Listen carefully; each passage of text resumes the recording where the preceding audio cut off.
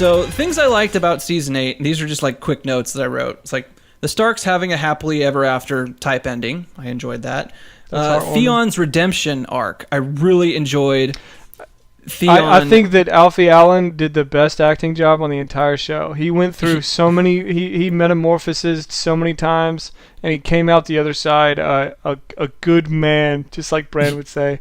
You're a good man. Yeah, yes. I mean, I kind of almost teared up at that point, because this whole time that Theon just wanted to be a good man, like a good person, and he ended up, sacrificing himself to save Bran. He's disappointed us so many times, and then he does have like a real redemption, and I thought that was cool. Brienne getting some. That was nice. Leah had a really good Jamie idea. Getting together. Leah was mad that she wasn't pregnant. Like, Leah was like, is she pregnant? And I was like, that would have been great. Why didn't they think of that? Yeah, they didn't think of that. Oh, yeah, by the way, Cersei being pregnant, I guess, didn't go anywhere. That was if she was or wasn't. I mean, she was apparently like 22 months along, I guess. And every time she would meet a new man, she was like, it's your baby.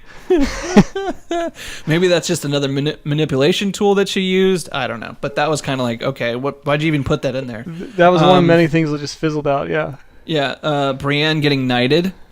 I thought that was really nice. That was another one of the best scenes, especially because we've never really seen her smile. That's not really in her character, and to see her do that like really girlish grin that was just like a full on so happy was awesome. Yeah, that was really and nice. And to see Tormund cheering her on, like genuinely happy for her too. That was cool. That was like almost because I was almost teary. I was like, this I was Team Tormund 100% against Team Jamie. Arya being a force to Arya being a force to be reckoned with. Like, I thought that was pretty badass. She showcased her skills, obviously in the long night, and because they spent so much time, just telling her side of the story of like her training and her becoming, a face of death and this, that, and the other. So I thought that was pretty cool. You know what was cool, I think, was that there were some problems even Arya couldn't solve. Like, I think it meant something different that Jon was the one to stab Daenerys instead of Arya. Like, a lot of people thought that was how that was going to go down, or that Arya was going to sneak in and kill Cersei. Well, I'm kind of glad it went I'm kind of glad it went the way that it did instead of that. So even though Arya was kind of like invincible, she wasn't really used like a superhero where she wasn't needed. Am I right? Never mind. We'll get to what I was about to say in the things I didn't like so much. Here we go. Sansa not taking any crap anymore, basically, by being Littlefinger version 2.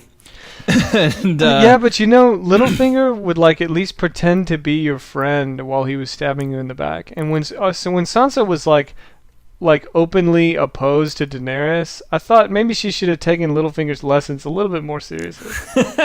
Well, that was the Ned side of her. The Ned side of her is like, look, I'm not going to lie to you. I don't like you. Honesty. Yeah, honesty. Okay. And if this is going to go down, I will use all of my weapons to take you down. That is just how it's going to go.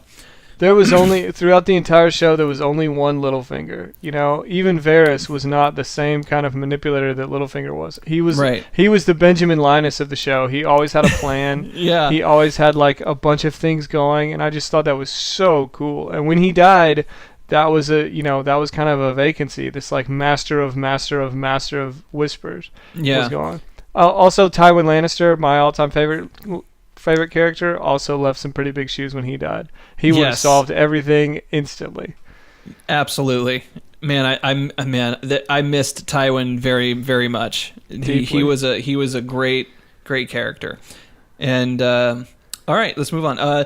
Jon being reunited with Ghost at the very end. I was like, they better freaking show Ghost. If they're going to send Jon to the wall, Ghost better be there at least in one shot. I'm just asking one shot with Jon and Ghost getting together and be like, what's up, boy? How you doing? Oh, I missed you so much. You're so cute. Who's a cute wolf? Who's a cute little wolf? Do you think they planned that, or did they add that in the week between episode 5 and episode 6? Because they were like, oh crap, all the fans are super mad about him not petting Ghost. I don't care. So the CGI was like, I'm going to take it 24/7. I'll do this. I'll make this happen. I don't care, but I'm glad they put it in there. That's all I wanted. It's like, All right. And then, of course, I liked Jon as commander of the Night's Watch, or being a part of... did they say he was basically the commander of Night's Watch there? Again, you know? You mean like going back? Yeah. Well... Yeah.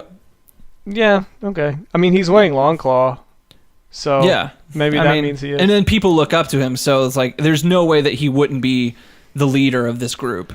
And I'll tell you what a leader of the group definitely would do is close down the Night's Watch and leave and go north with some people. That shows true leadership. He well, I just think like where else are you gonna put him? You can't put him on the throne. That'd have been too on the nose. You know, it'd have been like yeah, so Jon's the king and he's just gonna rule like Ned. I guess you could have went that way, but would that be too predictable? You know? Predictable isn't always bad. I think we knew that Jon was going to kill Daenerys in the first maybe 15 minutes of the last episode, but that didn't mean it wasn't meaningful when it happened. I didn't think it was going to happen that fast. I thought it was going to happen towards the end of the episode, but I guess that would make sense. Like, again, with the whole theme of let's wrap it up, we got a whole bunch of exposition you walk in the throne room with the dagger, hey, you're going to put it inside somebody. And then Drogon, I don't think I've ever seen dragons done this well, like in CGI or in anything. But like, dude, Drogon like nuzzling Daenerys to see if she was still alive. That was really heartbreaking, and that was and it must have been really incredibly difficult to actually animate. And I watched this YouTube video about there were CG animation artists. There was 3 of them, and they just kind of break down several movies and TV shows and their CG and if it's good or bad and what they would have done different or how difficult it was, and Game of Thrones is one of the shows that they reacted to, and they were going through is like, wow, every time I watch Game of Thrones I just cannot believe like how much time and effort it took to make this shot. This is really difficult shit that we're talking about here. It's really top tier. Yeah. So yeah, and especially for a TV show, that's incredible. I really enjoyed, this might have been a little, maybe too fan servicey, but I enjoyed it, was the dragon wings as Dany was walking out to the sea of people. The dragon wings came up behind her. It was a cool shot. I thought that was a cool shot. I was like, and I thought that like if they had that, they didn't also need her to dress like Maleficent and wear all black. Like it was clear already, how we were supposed to feel about her without them having to like really spoon feed us that she was evil. I didn't mind again, I wear all black, so like, everyone could wear black and it'd be totally fine. But yeah, I can see what you're saying there. I really enjoyed the first council meeting at the first council meeting of, everyone that too is dead. Was some pretty hardcore fan service. But it was funny. I was like, this is good because I enjoy all those characters like interacting with each other because they don't like. This is really funny. It's funny. It made me smile. Bronn is just amazing. Like I'm so glad that he didn't end up dead in the show. Yeah. Bronn, Sir Bronn of the Blackwater. And them talking about themselves in the third person, I was just cracking up. I just enjoyed that. And of course, I really enjoyed Clegane Bowl. I really enjoyed finally. We got to see the Mountain and the Hound. Satisfying ending, kind of seeing them kill each other, I guess. Well, look, man, I understand that the show tries not to be predictable with, fantasy themes and stuff like that, epic battles, blah blah blah blah. But I needed to see that. Okay, that had to happen. The Mountain versus the Hound had to happen. Yeah, I think it did. I think it did have to happen. There has to be. I think somehow my favorite part of it was Qyburn trying to tell him not to do it, and then getting Dr. Frankenstein against the wall by his own creation. That was awesome. That was good. Absolutely. And a good way to tie up Qyburn's story. Just like, all right, well, you're dead now. So wrap it up. Yeah, no more exposition from him. Just destroy him outright. All right, let's move on to the things I didn't like so much. Okay. The Night King's ending was a little too anticlimactic for me. I think the whole show is like building to this, this evil, unstoppable force that's going to come down and destroy the world. And I felt like Would you have preferred it in the last episode? I see, the way I always thought the story was going to play out was the Night King would be the biggest threat. And so, it's like we're fighting global warming. It's like the biggest threat yet, because that would be the last page. That would be the last couple chapters of the book, But that's not how it went. And apparently Cersei and Dany's story was essentially the big bad. The big bad. So I feel like if they would have switched it somehow, it probably would have been better for me. I would have liked... I think the way that they could have switched it in a way that would have satisfied me... Let me pitch this to you and see if you would have liked it. If they have the battle at Winterfell against the White Walkers, but the Night King isn't there, nor is his dragon, and the whole time they're wondering where he is, really the Night King flew south and sacked all of King's Landing. So now they have to do another battle with all the zombies coming north, including zombie Cersei and everybody that was in King's Landing. Would that have been awesome? That would have been awesome. Yeah, and that was one of the theories. That was one of the theories that I heard that was going to come out. It's like, he's not coming north. He's actually going south.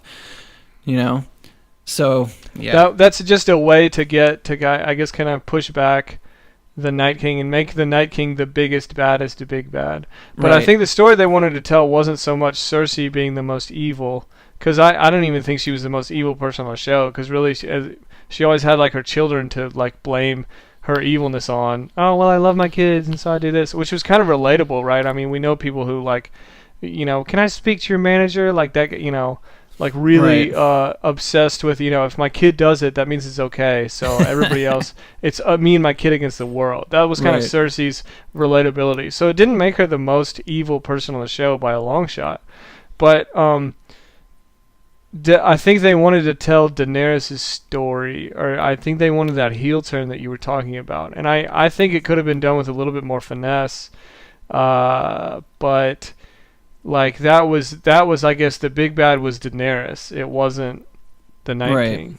And maybe the biggest threat is this sense of what's dangerous is really humans, and how exactly. What's more dangerous, like the faceless evil that's like the big evil of a fantasy, the Sauron character, or is it the like evil that's inside of each of us as people? Right, that maybe they're trying to tell that message. Yeah, and and again, I'm fine with the finale. It just didn't, I would have liked to see that, but whatever. Anyway, what else did you have against it? Yeah, not utilizing Jon enough. I think we discussed that. Humanizing Cersei at a time where, like, I would have enjoyed the Arya assassination theory, instead, like, is it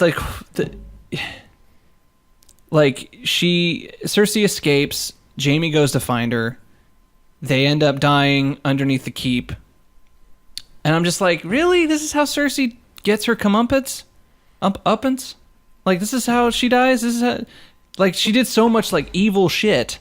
Like, this is her punishment for killing Missandei in front of Dany? Maybe we were supposed to see... Maybe in those moments we were supposed to see Cersei the way that Jaime did.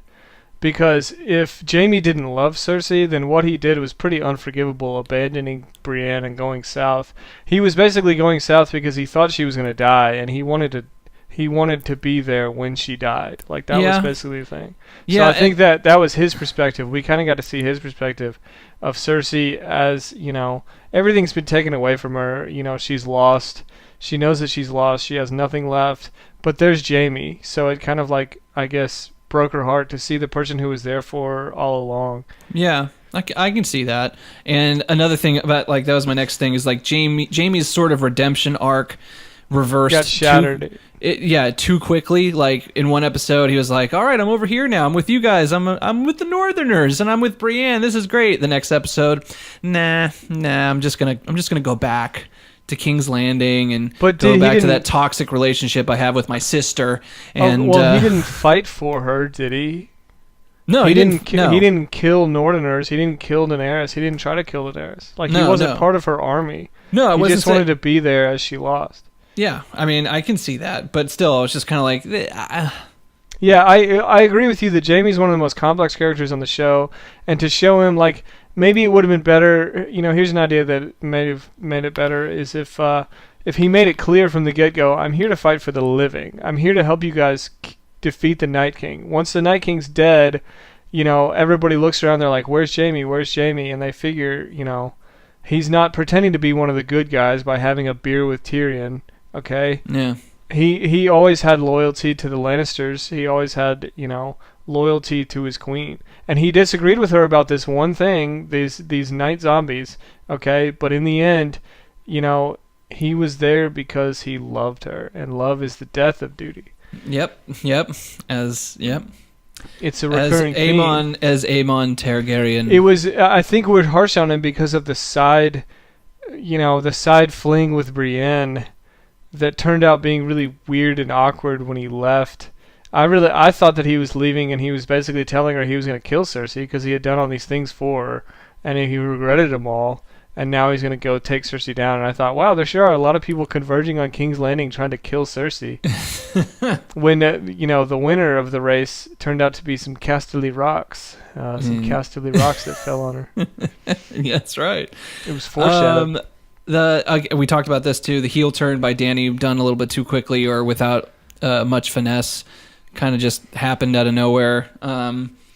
And you need showing, not telling, right? Like showing is like I actually liked the showing in the last episode because Daenerys wasn't really it almost seemed like along season 8 she's like collecting reasons to do the thing, right? Oh, well, I saw Missandei die. I lost a dragon for no freaking reason at all. Okay, I mean, let's talk about that. Either dragons are indestructible fighting machines that are weapons of mass destruction and invincible, or they can just be taken out by a little sneak attack on the boats. Mister shoots his crossbow. What I've heard, the argument against that shouldn't have happened so easily was that no one was riding the dragon. Is that Rhaegar wasn't being rode. And when a dragon is being ridden by a Targaryen, apparently that control is like super ultimate Megatron power. Shane, I'm gonna go out on a limb here and say that's the stupidest thing I've ever heard, and I've never heard such suck up fan lip service to whoever wrote it and say, "Ooh, well, because they wrote it that way, that must mean it's the right thing. So now let's do all these mental gymnastics to figure out why it was really." No, I was rooting for Rhaegal. Okay, he was my favorite. Rhaegal was the man. And he got stabbed in the neck, and I still said, I was like, Euron lied to Cersei when he said he saw him sink beneath the waves. He captured him. The last shot of the whole season, the last shot of the whole series is going to be a dimly lit Greyjoy basement dungeon, and they've got Rhaegal there seething and waiting for revenge and waiting for his chance to escape in the chains. And that would have been awesome. But instead, it was just... Well, the way that George R.R. Martin describes the dragons in the books is he describes them as weapons of mass destruction. Well, I think it's very apt considering the turning of King's Landing into ash and how much everybody's told her. Jorah told her, armies don't win wars, dragons do. Like this is a weapon that will always win forever. And then to have an aircraft be snuck up on by a navy, has that ever happened in the history of humanity ever? No, it never has. But then they've got these like Stinger missile things, and it really felt like, oh, I guess they're just trying to like build the tension. And you're trying to tell me it was because he didn't have a rider. Oh, okay. So Daenerys wasn't paying attention, but a rider totally would have kept Rhaegal from dying and being ambushed by these like, oh, it just makes me so mad. Yeah, Shane, it makes me so mad.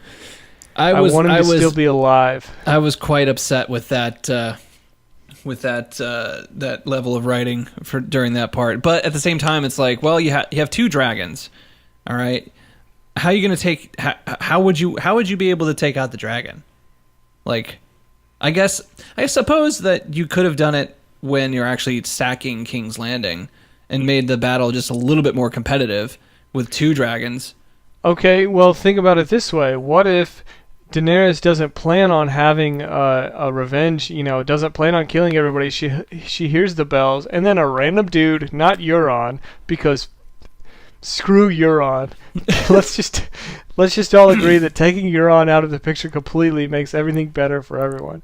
Agreed. You have a random dude fire a really lucky scorpion shot and hit Rhaegal. Rhaegal dies in front of Daenerys. After the bells have rung, Daenerys goes into a fit of rage, kills everybody in town. She's finally been pushed over the edge. Now, her arc is a little more believable. She just watched her child die in front of her. And Rhaegal doesn't get ambushed for no reason. I like that. Jon could even be riding Rhaegal. Jon could crash land Rhaegal and survive by pulling the ejection spine on the dragon's back. And on the other subject of dragons, what did you think about... because this is the first time I've ever seen it in the show, and maybe it happens in the books. I'm not sure, but apparently dragons can just pick up people with their claws and go and fly away. Because remember when Drogon... I really thought that kind of made it easy for Jon to just walk out and say, "Hey guys, Daenerys is out on an errand with her dragon, so I'm not gonna run away or anything, but just wait for her to come back. She told me to tell you guys, wait for her to come back before you do anything, and also Jon's gonna leave. She told me to tell you guys that." We've seen the dragons carrying sheep and stuff in Talon, so I guess it's just like a bird. It doesn't that wasn't the moment I was like, "Hey, dragons can't do that." No, I didn't say that. I thought I was just unexpected. I was like, okay, it was. I agree. Is that a claw? What's going? It's because it kind of came out a side screen. It just kind of came. Yeah, it's just there under her, and it's you're like, oh, is that oh, that's his claw. That's his claw. Okay, that's interesting. And so what's the dragon gonna do with the body exactly?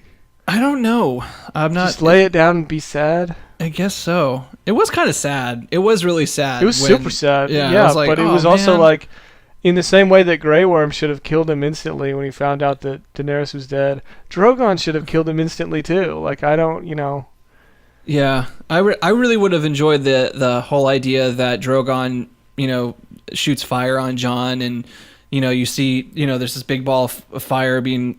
spewed on Jon, presumptively killing him.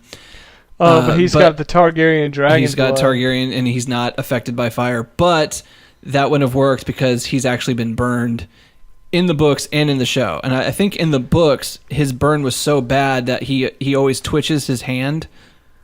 Because of his burn. Was it when he was killing the White? With the White in the Night's Watch. So that wouldn't have worked. So... whatever. Anyway, I enjoyed it. I love Game of Thrones. It's incredible.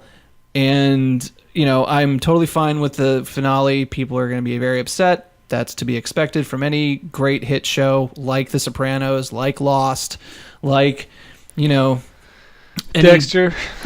Dexter. I mean, that one is the most understandable. That is the most understandable. It doesn't make me mad. Like, it's okay if somebody on Game of Thrones does something that makes you mad. Sometimes that means, like, they're acting in their character, and that's okay. But it makes me... if somebody's doing something and it's, like, against their character, like Grey Worm, for example, it really seems like his character has taught us that thus far he would never, ever, ever imprison Jon Snow and then let him out later and give him to, he's like, well, I've got you. Might as well send some ravens to the other lords of the north and they'll decide what to do with you. That's not really in Grey Worm's character to do that. Yeah, that's a little weird.